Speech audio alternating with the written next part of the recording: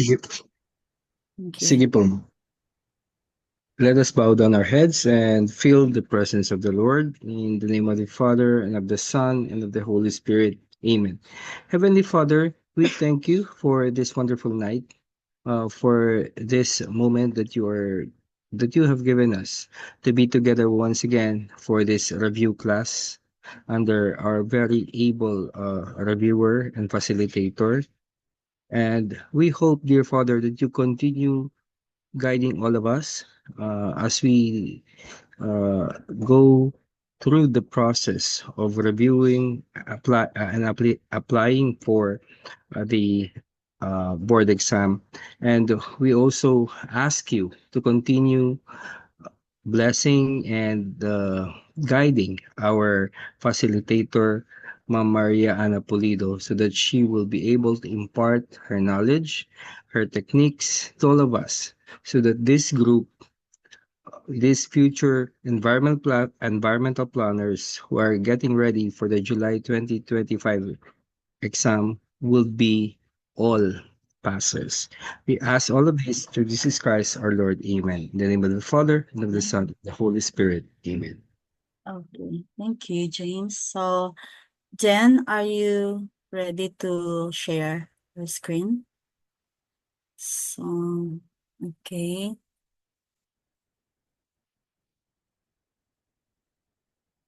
Mm,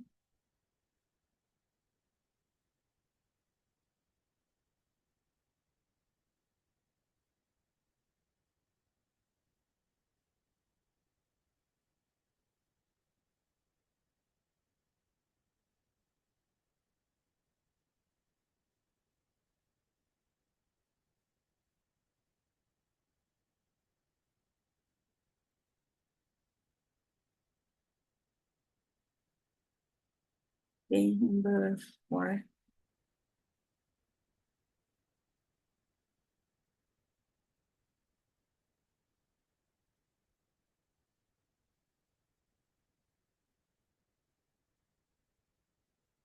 So, we are now in number 4, new paradigms and visions in city planning development strategy. So, you can see on screen, it's 10%.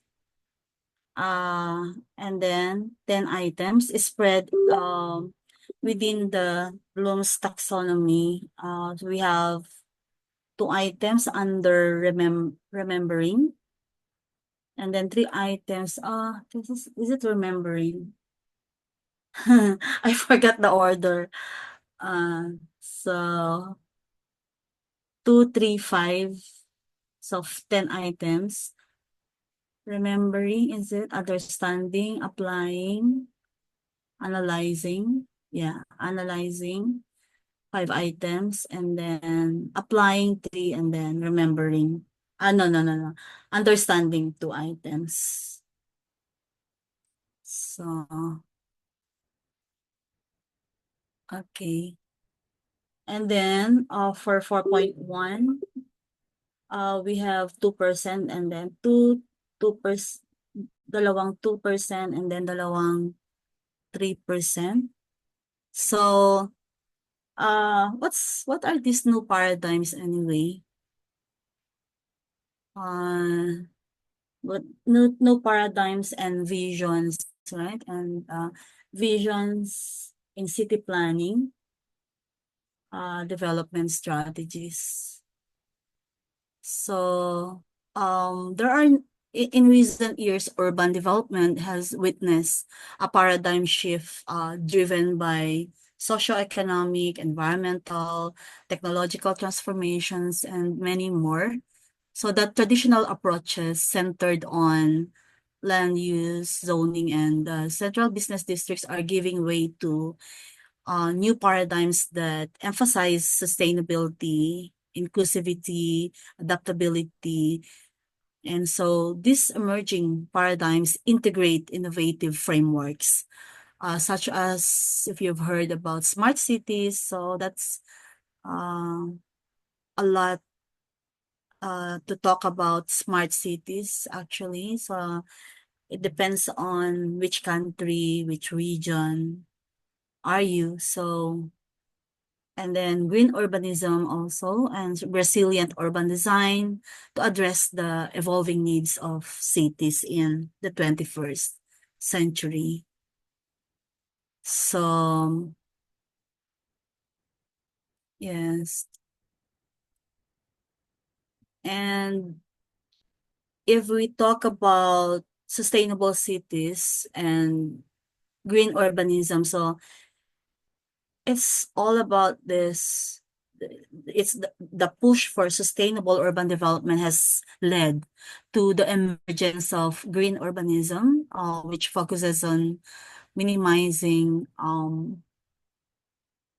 minimizing environmental impact while ensuring that the efficient use of resources. So this paradigm advocates for compact development, mixed use spaces, renewable energy, also integration, and the creation of green infrastructure, such as parks and green roofs. Also, given the growing challenges posed by climate change, the paradigm of resilient cities has gained traction. Resilient cities prioritize adaptive planning to withstand natural disasters, floods, and other shocks. Urban plans now include flood-proofing or flood-proof housing, resilient transport networks, and flexible zoning codes that can accommodate dynamic changes. Also, on a smart city concept, or smart city planning has become famous, and it's a paradigm that leverages technology to enhance service delivery, governance, citizen engagement, and many more. So digital infrastructure such as data analytics and real-time monitoring systems allow for dynamic traffic management, efficient waste collection, what else? Participatory governance. So examples include city dashboards and mobile-based applications for citizen feedback. But of course, there are even more advanced apps that you can see around now. You can see online. Another important, or another paradigm that's also good to consider in our own cities is inclusive and participatory cities, whereby urban planning paradigms have shifted from top-down governance to inclusive and participatory models of, governance. So we call that community-driven planning, that ensures that vulnerable groups such as informal settlers and marginalized communities are part of the decision-making process. So participatory budgeting, collaborative zoning decisions, and community-based disaster planning exemplify this shift. So do you know any examples that we can include as, good examples under these new paradigms? So,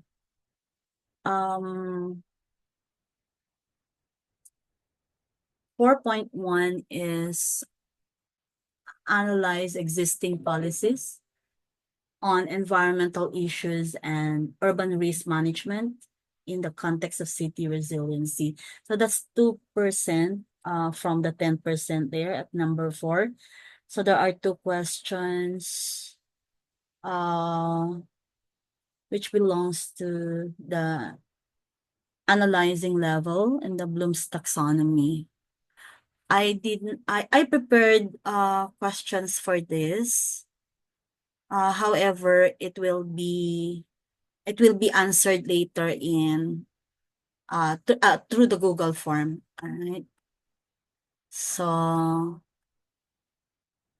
there. When we talk about city resiliency, it has been a growing concern as urban areas face increasing risk due to climate change, environmental degradation, and natural hazards. So the goal of analyzing existing policies is to ensure that cities can withstand, recover from, and adapt to these challenges. So city resiliency here in 4.1 involves integrating the DRR, environmental sustainability, and adaptive urban management practices. So policies such as the Climate Change Act of 2009 or RA 9729. So you have to memorize corresponding, RA numbers in the title. So I mentioned Climate Change Act of 2009 or RA 9729. Then you also need to memorize the DRR and Management Act. So DRRM Act of 2010 or RA 10121 and local land use and zoning regulations contribute significantly to urban resilience. There are key aspects of existing policies that I just mentioned, like the CCA, RA 9729 institutionalizes adaptation measures by integrating climate change considerations into local and national development plans. It promotes the establishment of climate resilient infrastructure and risk assessments. And then RA 10121, so that's the DRRMA. It focuses on a proactive approach to disaster risk, requiring cities to implement risk assessments and early warning systems. So policies under this law also emphasize post-disaster recovery planning. Then under land use regulations, of course, we know that the mandatory plan is the CLUP. It serves as the essential tool for integrating resiliency. So through zoning ordinances and environmental controls, cities can direct growth away from hazard-prone areas and preserve ecological buffers. So it's just essential that we analyze these policies that involves examining their alignment with real-world hazards, implementation efficiency, and gaps in addressing emerging challenges. So for 4.2, okay, illustrate new paradigms in the planning and development of cities. It's the same as 4.1. It's 2%, 2 items, under understanding level of the Bloom's taxonomy. So is it no. So am I now in 4.3 Jen or 4.2? 4.2. I think 4.3, sorry. 4.3 pala, ma'am. Sorry din. Ay, okay. So that's 4.3. I should say apply global and local best practices in enhancing the livability of a city. So it seems all the same, right? Or related to each other because it's under number 4. So 3%, 3 items. So I've done 4.1 and 4.2 already, right? So 3 items. So global and local best practices in enhancing the livability of a city. Yeah, city livability refers to the quality of life experienced by its residents, encompassing factors such as safety, mobility, accessibility, environmental quality, and access to public services. So global and local best practices serve as models for enhancing livability by addressing urban challenges and maximizing opportunities for sustainable development. We have cities such as Copenhagen, Singapore, and many others. They have pioneered innovative solutions that can be adapted locally to improve urban conditions in different contexts. So, for Copenhagen, they prioritize cycling and pedestrian infrastructure, while cities such as Tokyo and Seoul rely on integrated public transport systems to reduce traffic congestion. Then, so we have a number, of key global best practices that I mentioned about sustainable mobility and transport systems as a best practice, which I mentioned about Copenhagen. And then, how about green urban infrastructure? I think Singapore has excelled in greening its urban landscape with parks, green roofs, sustainable drainage systems, and enhancing biodiversity and reducing heat islands. So we have other global best practices such as inclusive urban design, and we have climate resilient development, public participation and governance, where global best practices emphasize participatory decision making and empowering residents through tools like participatory budgeting, and citizen consultations. Can we say the same thing with Philippines, that we have this kind of best practice? Well, I'm not sure about budgeting. We have we have some controversies these days, right, on budgeting and 2025 budget. So how about okay, let me think about any other, even Pasig River Rehabilitation Project. So do you think we have a success story to tell about this? Or any community-based flood mitigation programs? Do you think Marikina, we can cite Marikina City, since initially they have engaged local residents in flood monitoring, evacuation drills, and so also watershed management has increased the community's resilience. But is it safe to say that it could be a best practice on this particular aspect? So how about Cebu?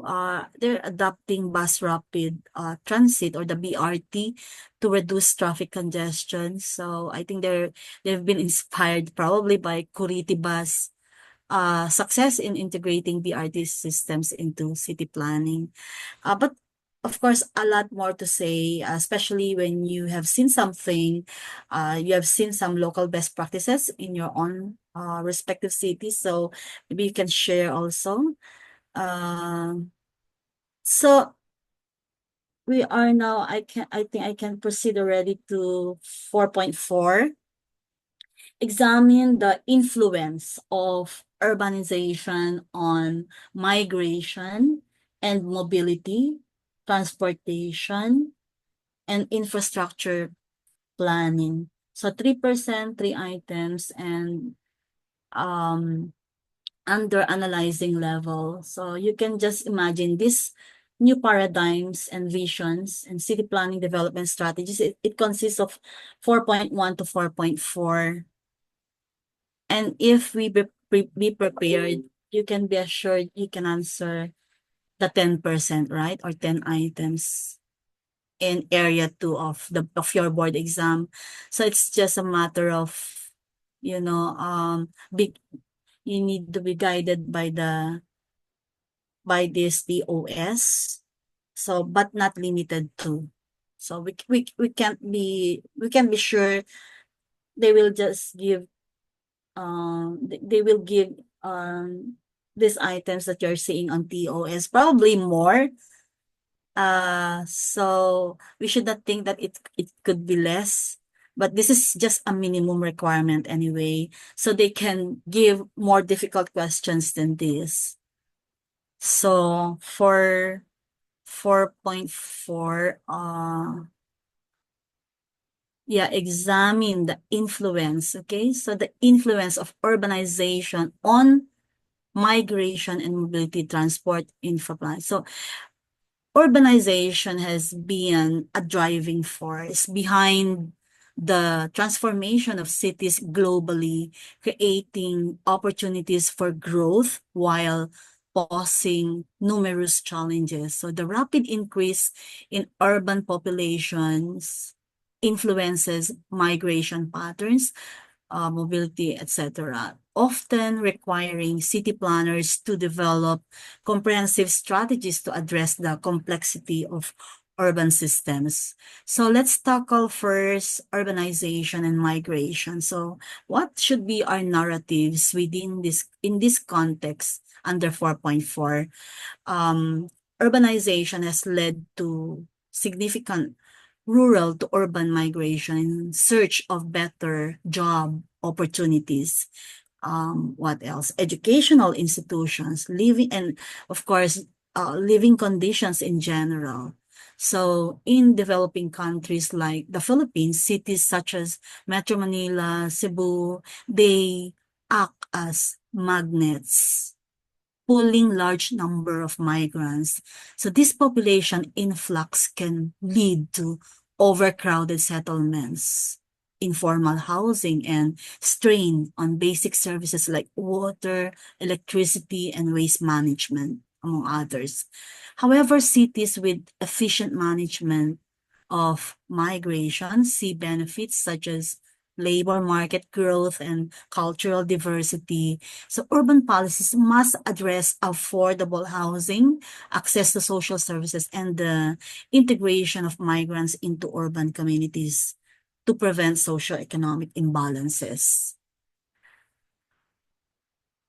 As to urbanization and mobility, so we link urbanization to mobility. So earlier we've dealt on migration. So with growing populations, the demand for mobility solutions, both public and private, intensifies. So urbanization significantly influences the development of public transport systems. Not just that, also pedestrian pathways, cycling networks, if that's the, that's the one of the solutions being considered by a city or a municipality. So poorly planned urbanization can lead to traffic congestion, pollution, and inadequate transport options, as seen in major cities worldwide. So effective transport planning integrates land use strategies with multimodal transport systems, ensuring that connectivity between work, home, and leisure spaces. So cities that prioritize walkability, bike lanes, and integrated public transport. So what are the examples of this integrated public transport? We have the BRT systems,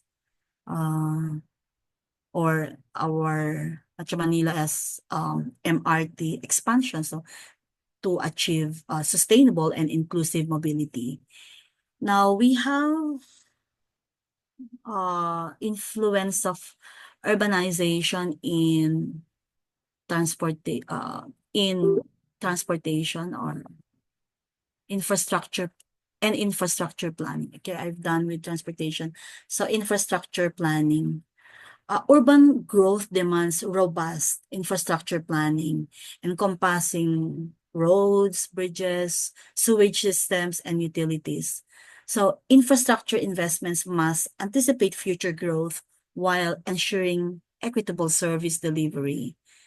So I mentioned earlier about smart cities, and smart cities leverage technological advancements to optimize infrastructure efficiency, employing tools like GIS and the real-time data analytics. In cities like Cebu, infrastructure planning often involves addressing geographical constraints while accommodating economic zones and tourism hubs. So resilient infrastructure includes flood control systems and disaster-proof construction. these are crucial in mitigating risk from climate change and natural disasters. So along this line, there are key planning approaches. So first, we have integrated urban planning that combines land use, transport, and infrastructure development to optimize efficiency. So by mentioning this, probably you're reminded again about the theory that I discussed earlier. So do you remember? And then second, we also have transit-oriented development, which centers development around transport hubs, reducing dependency on private vehicles. Also, we have resilient planning as an approach, which incorporates climate change adaptation measures and disaster risk reduction into long-term planning. So, having said all this, I'm supposed to show again a Canva, questions, but I would like to change my strategy this time to test if you have retained this about number 4, new paradigms and visions in city planning development strategies. So I'd like to, Jen, if you could unshare the slide. Then if you can put the link of the Google form on the inbox. How they call this? Is it inbox or chat box? Okay, let me see. And you don't need to shade tonight. Okay, so that's the Google and you can start now. Okay, so this is 20 items. It means you can answer that within 10 minutes only. Okay, 10 minutes only. So, then sige, bigyan ko kayo hanggang, you can start then up to last 10, 10:40. 36. O sige, 10:40, okay.